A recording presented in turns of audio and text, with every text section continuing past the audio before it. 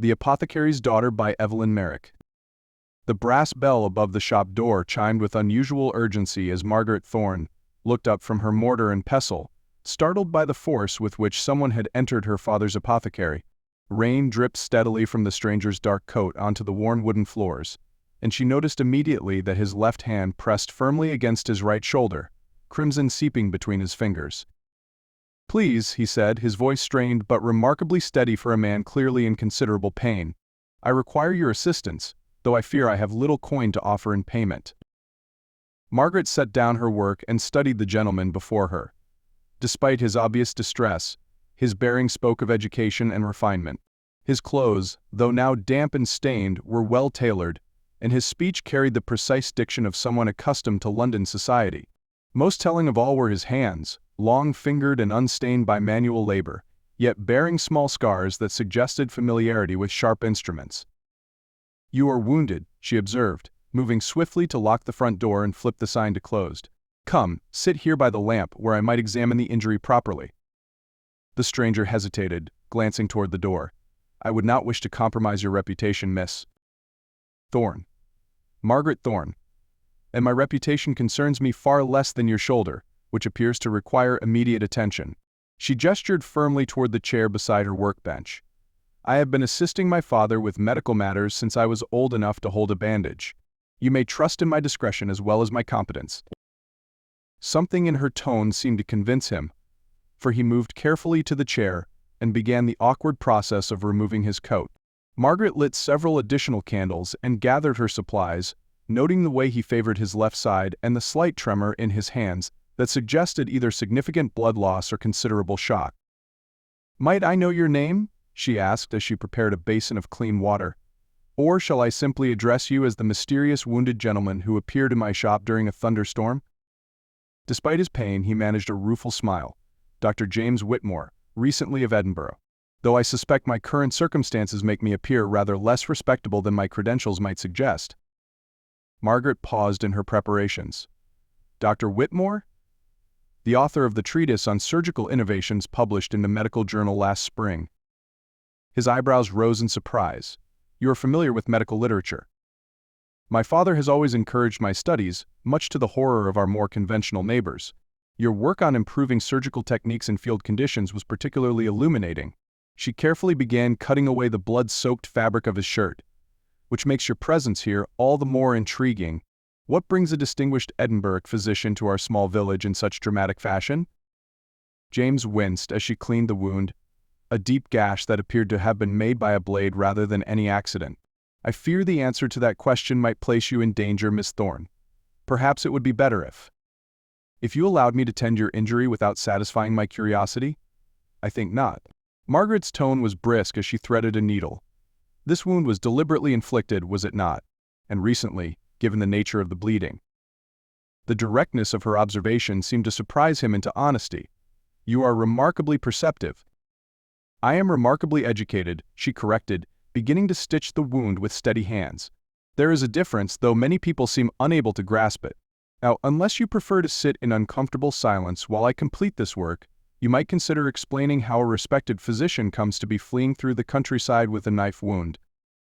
James studied her face in the candlelight as she worked, noting the intelligence in her green eyes and the confident precision of her movements. "I discovered something I was not meant to discover," he said finally. "Certain members of the medical establishment in Edinburgh have been conducting experiments that violate every principle of ethical practice. When I attempted to expose their actions, they made it clear that my continued presence in the city would be unwelcome. And so you fled." "I prefer to think of it as a strategic withdrawal." His attempt at levity was undermined by another wince as she drew the thread tight. "I had hoped to make it to London, where I have colleagues who might assist me, but clearly I underestimated both the determination of my pursuers and the challenges of traveling while injured." Margaret finished the final stitches and began binding the wound with clean linen. "Your pursuers, are they likely to follow you here?" "I took considerable care to obscure my trail, and this storm will have washed away any tracks. I believe I am safe, at least temporarily." She secured the bandage and stepped back to examine her work. "You will need to rest and allow the wound to begin healing before you attempt any further travel. The stitches must remain clean and dry, and you should avoid any activity that might strain the shoulder. Miss Thorne, I cannot possibly impose upon your hospitality to such an extent. You can and you will. Her tone brooked no argument. My father is away visiting patients in the neighboring village and will not return until tomorrow evening.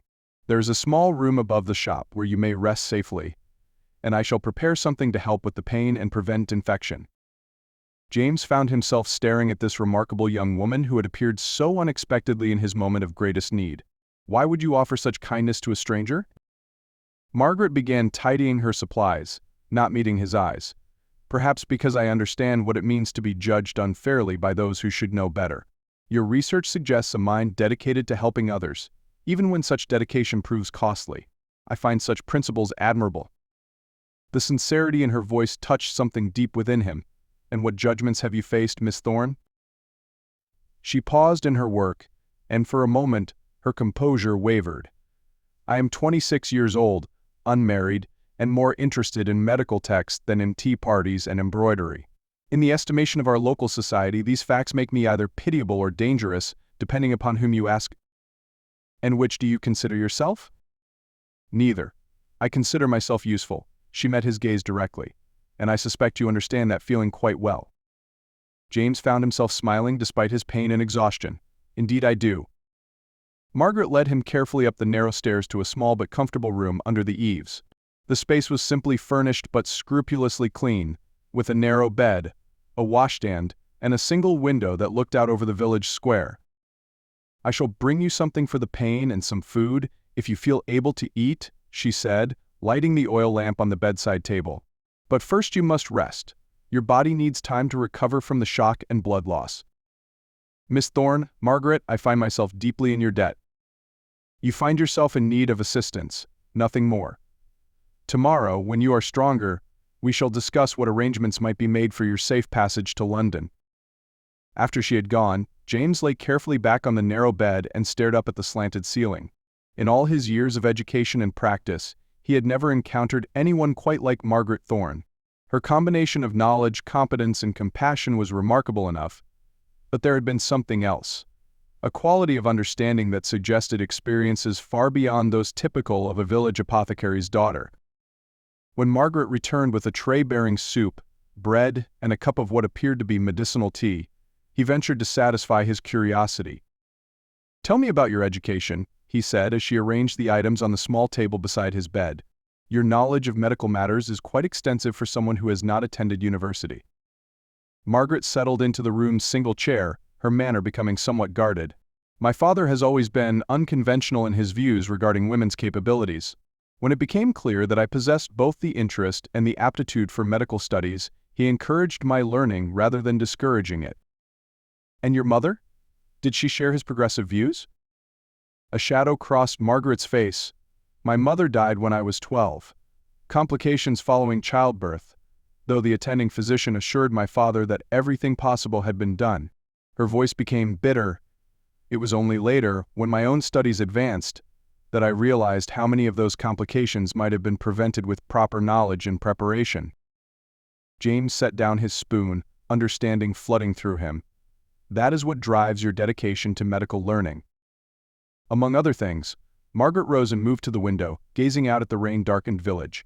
"I have seen too many women suffer needlessly, because their physicians possess more arrogance than actual knowledge. I have seen children die from conditions that proper sanitation might have prevented, and men injured in the mines receive treatment that did more harm than good. And you have done what you could to remedy such situations." She turned back to face him, and he saw a fierce determination in her eyes. "I have done what I was permitted to do," which is to say, very little that would be considered officially acceptable. "But much that was genuinely helpful, I suspect." "I hope so." Margaret returned to her chair, and James noticed that some of the tension had left her shoulders. It is rare to find someone who understands the frustration of being capable of more than society allows. "Indeed it is." James found himself studying her face again, struck by the intelligence and strength he saw there. "Margaret, might I ask you something that may seem presumptuous?" She raised an eyebrow. "After I have spent the evening stitching your wounds and listening to your tale of flight from Edinburgh, I believe we have moved somewhat beyond conventional propriety." Have you never considered attempting to obtain formal medical training? I know of several physicians who have begun advocating for women's admission to medical schools, particularly on the continent. Margaret's laugh held little humor. With what resources? My father's shop provides us with a modest living, nothing more. Even if I could afford such education, I could hardly abandon him to pursue my own ambitions. He is not a young man, and this business is all we have. I see. James sipped the medicinal tea, which had a pleasant herbal flavor, and was already easing the throbbing in his shoulder. And there are no other family members who might assist.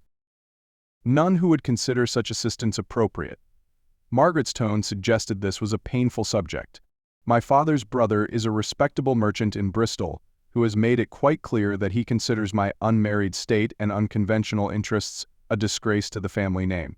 He has offered on several occasions to arrange a suitable marriage for me with one of his business associates, men who would, naturally, require me to abandon any involvement in my father's work.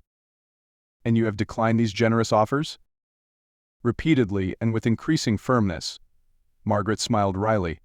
I fear I am a great disappointment to those who believe a woman's highest aspiration should be to become some man's ornamental helpmate. James found himself oddly pleased by this information, though he chose not to examine his reaction too closely. Their loss, I assure you. Any man fortunate enough to win your regard would be gaining a partner of remarkable capabilities. Margaret looked at him sharply, as if trying to determine whether he was mocking her, but something in his expression seemed to reassure her. You are very kind, Dr. Whitmore. I am very honest, Miss Thorne. There is a difference. They sat in comfortable silence for several minutes, the rain continuing to drum against the window. Finally, Margaret rose to collect the empty dishes. You should sleep now, she said. The tea will help with both pain and rest. If you need anything during the night, simply knock on the floor. My room is directly below.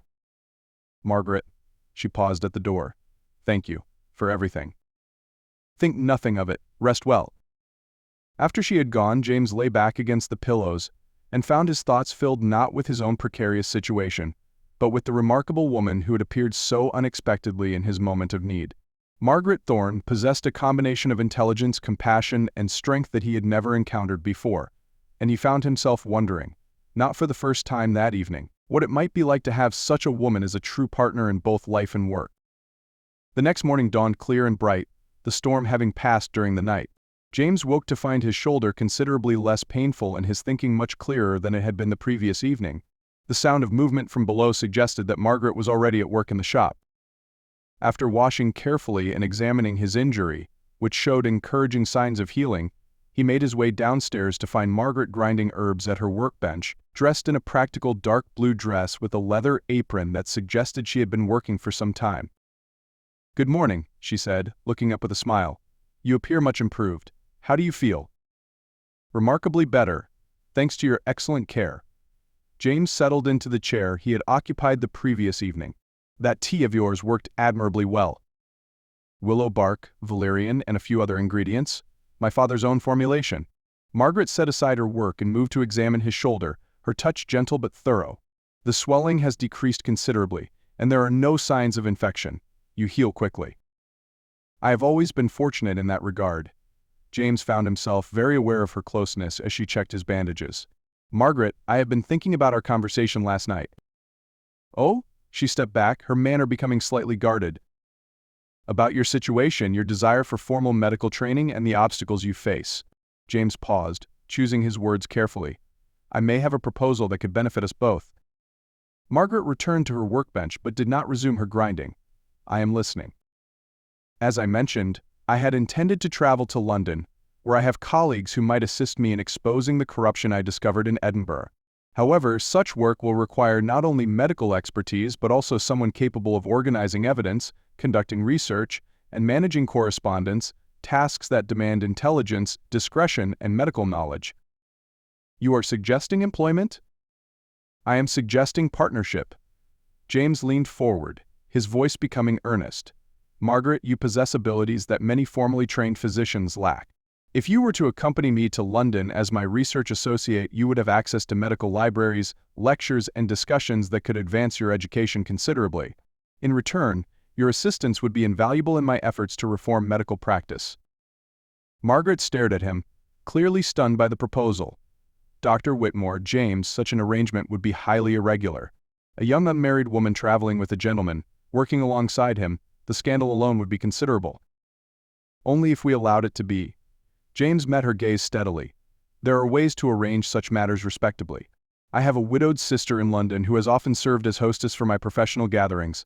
She would be delighted to sponsor a young woman of scientific interests, and your presence in her household would provide all necessary propriety. And my father? I cannot simply abandon him.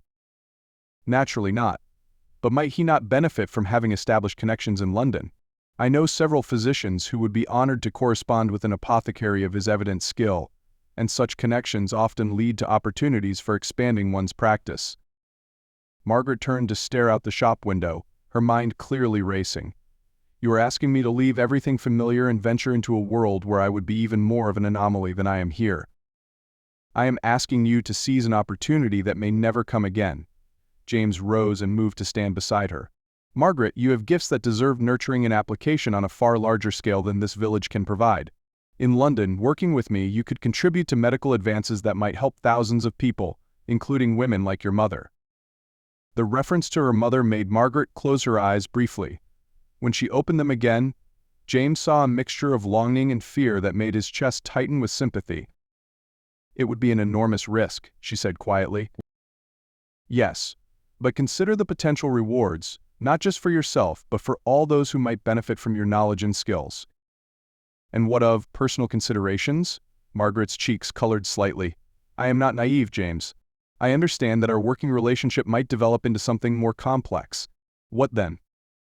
James felt his own pulse quicken at her directness. Then we would face that situation with the same honesty and mutual respect that we bring to our professional partnership. Margaret turned to face him fully, and he saw that she was studying his expression with the same careful attention she had given his wound the previous evening. You are serious about this proposal? Completely serious? And you believe I could truly be useful to your work? I believe you could be essential to it. Margaret walked slowly around the shop, touching familiar objects as if memorizing them. Finally, she returned to stand before him. I would need time to discuss this with my father and make proper arrangements for the shop's management in our absence. Of course. And I would insist upon a clear understanding regarding the nature of our professional relationship and the protections for my reputation. Naturally.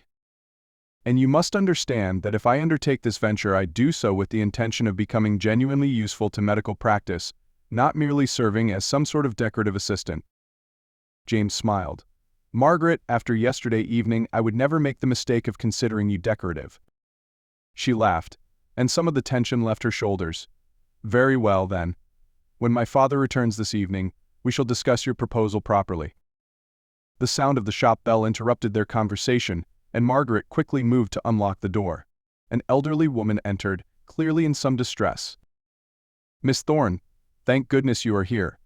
My grandson has taken a terrible fall, and his arm appears to be broken. Could you possibly? Of course, Mrs. Patterson. Let me gather my supplies. Margaret moved swiftly around the shop, collecting items from various shelves and drawers. Dr. Whitmore, if you feel able, your expertise would be most welcome. James did not hesitate, certainly.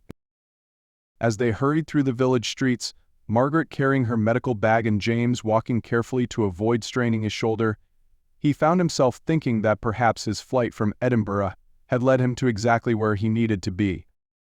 The next several hours were spent in treating the boy's fractured arm, during which James had ample opportunity to observe Margaret's medical skills in practice. Her examination was thorough and gentle, her diagnosis accurate, and her treatment both effective and compassionate. Most impressively, she managed to calm the frightened child and his anxious grandmother while simultaneously directing James in the proper positioning of the splint. You have exceptional technique, he murmured as they walked back toward the shop. Where did you learn to set bones so skillfully? Necessity and observation, Margaret replied. We have had several mining accidents over the years, and the nearest formally trained physician is more than 20 miles away. My father and I have learned to manage what we could. And how many such emergencies have you handled? Margaret considered. Perhaps 24 fractures, numerous dislocations, several cases of severe infection, and more minor injuries than I could count. Also 3 difficult childbirths, though I was officially present only as my father's assistant. James stopped walking. Margaret, you have more practical medical experience than many physicians who have completed formal training. Experience that would be dismissed entirely by those same physicians because I lack official credentials. Experience that would be valued immensely by those who understand true medical competence. James resumed walking, his mind working rapidly. In London, there are physicians who judge ability by results rather than degrees. Your practical skills, combined with formal education, would make you formidable indeed. When they reached the shop, Margaret immediately set about preparing an herbal remedy to send to young Patterson, while James watched her work with growing admiration. Every movement was precise and purposeful, her knowledge clearly the result of years of dedicated study and practice. "Margaret," he said as she sealed the small bottle of medicine, "may I ask you something personal?" She looked up, wariness flickering in her eyes. "You may ask." "Have you never met anyone, any gentleman who appreciated your abilities rather than being threatened by them?" Margaret's hands stilled on the bottle. "You are asking whether I have ever been in love." "I suppose I am. There was someone several years ago. A young clergyman who seemed different from the others. More thoughtful, more willing to engage in serious conversation." Margaret's voice became distant. "I thought perhaps he understood what I hoped to accomplish with my life. And when he proposed marriage, it became clear that he expected me to abandon all my medical interests in favor of supporting his pastoral duties. When I suggested that I might continue my work alongside his, he informed me that such activities would be inappropriate for a clergyman's wife." Margaret's tone grew bitter. Apparently, he had seen my dedication to helping others as charming evidence of my caring nature, not as serious professional commitment. "I see. And there has been no one since?" "No one who seemed worth the inevitable disappointment." Margaret looked at him directly. "Why do you ask?" James felt heat rise in his cheeks. "Because I find myself hoping that your decision regarding London might be influenced by more than professional considerations alone." The words hung in the air between them, and James immediately wondered if he had been too forward. But Margaret's expression, rather than showing offense, revealed a mixture of surprise and something that might have been hope. "James, I—" The shop bell chimed again, and Margaret's father entered, his arms full of packages and his weathered face showing the fatigue of a long journey. "Margaret, my dear, I hope you managed well in my absence." Dr. Thorne stopped short as he noticed James. "I see we have a visitor." "Father, this is Dr. James Whitmore. He required medical attention last evening, and I provided what assistance I could." Margaret's voice was carefully neutral, but James noticed that she did not elaborate on the circumstances of his arrival. Dr. Thorne set down his packages and studied James with shrewd eyes. "Whitmore, are you the Edinburgh physician who authored that excellent treatise on field surgery?" "I am, sir. I am honored that you are familiar with my work." "Familiar with it? I have recommended it to every medical colleague of my acquaintance." Dr. Thorne moved closer, his manner becoming more interested. "What brings you to our village, doctor?" James glanced at Margaret, who nodded slightly. "I find myself in need of a temporary refuge, Dr. Thorne. Certain professional difficulties have made it advisable for me to relocate, at least temporarily." "Ah," Dr. Thorne's expression suggested he understood more than James had explicitly stated. "And Margaret has been caring for you?" "With remarkable skill and kindness, yes." Dr. Thorne smiled proudly. "She is quite capable, my daughter, more capable than many give her credit for." "Indeed she is. Which brings me to a matter I hope to discuss with you, sir." As James explained his proposal, he watched Dr. Thorne's face carefully. The older man listened without interruption, occasionally glancing at Margaret, whose own expression revealed both hope and anxiety. When James finished speaking, Dr. Thorne was quiet for several long moments. "You are asking me to allow my daughter to travel to London with a gentleman she has known for less than 24 hours, he said finally. "I am asking you to allow your daughter to pursue opportunities that may never be available to her again," James replied. "Under entirely respectable circumstances with proper chaperoning and clear professional boundaries." "And what of my shop? Margaret is essential to its operation." "Father," Margaret spoke for the first time since James had begun his explanation. "Mrs. Patterson's daughter Emma has often expressed interest in learning more about herbal preparations.